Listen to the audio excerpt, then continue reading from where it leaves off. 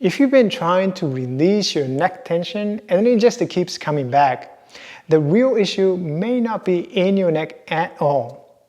And not because something is wrong elsewhere, but because your nervous system has learned to brace, to protect, and to hold. And today, in today's video, we will explore a subtle connection between your neck and your hand. And not to fix anything, but to help your nervous system remember what it feels like to move as an interconnected whole. When you think about your neck pain and tension, you probably don't think about your hands.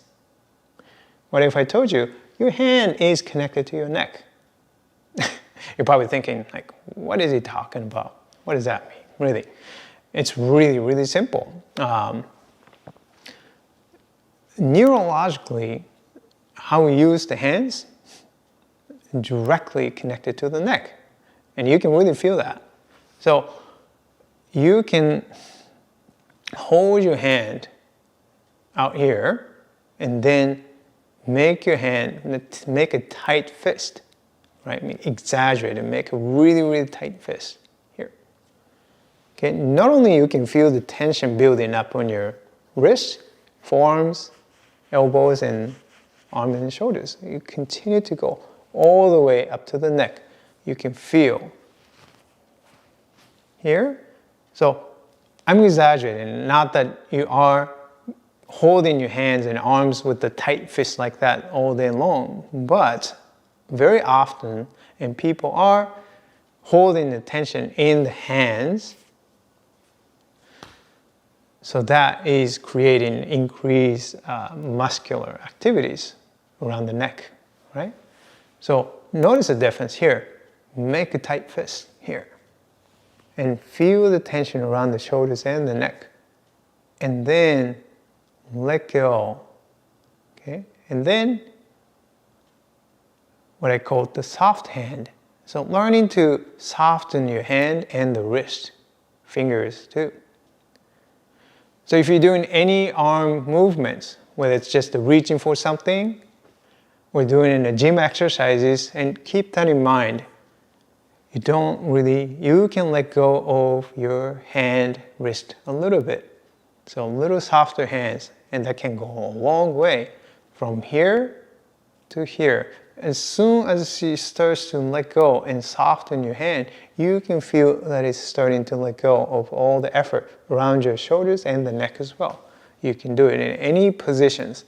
So if you do some few times of raising your arm to the front to the shoulder height, and you can make a comparison, right? So one, you do it with tight fist, right? I call it the hard and tensed hand. Up and down, just a few times, and really take a notice. What happens to your neck? Well, I can feel it, not only my arm, form, but also feel all the way up to your neck, or up to my neck.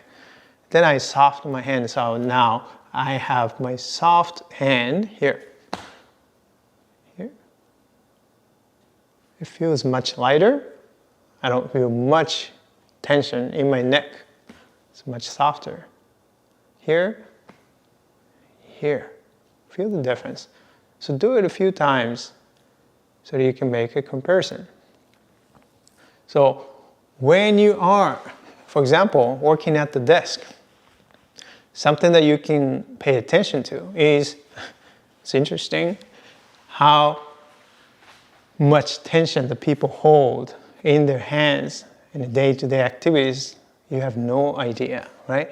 If you're pretending you're sitting at the desk and then starting to bring your hands over to the keyboard, most of the time, if you take a look at your hands, and most people's hands are like this, right? Extended. Well, what's the big deal? That's so tiny, you would think. And then you soften your hands. Soften your hands. It's harder than you think to soften your hands.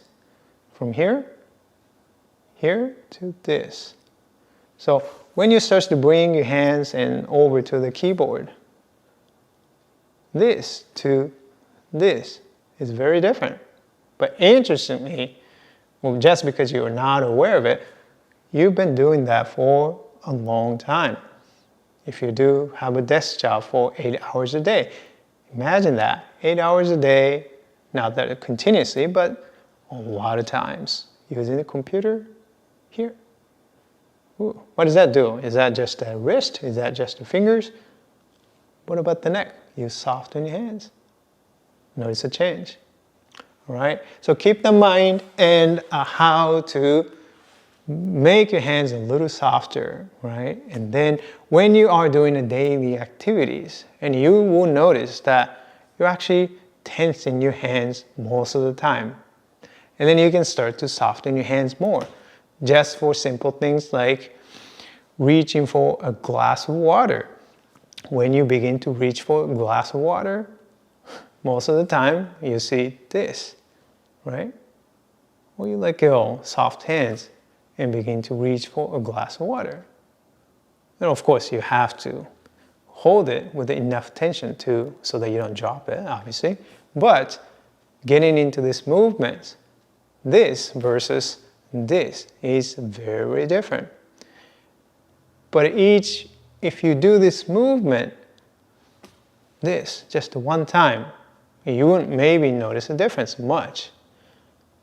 But if you do it, hold it for a long time and repetitively, many times throughout the day, weeks, months, well, what's the effect? You can feel the difference.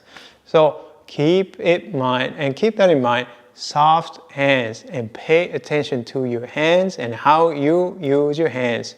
Softness, if they're not soft, and try to soften your hands, let go.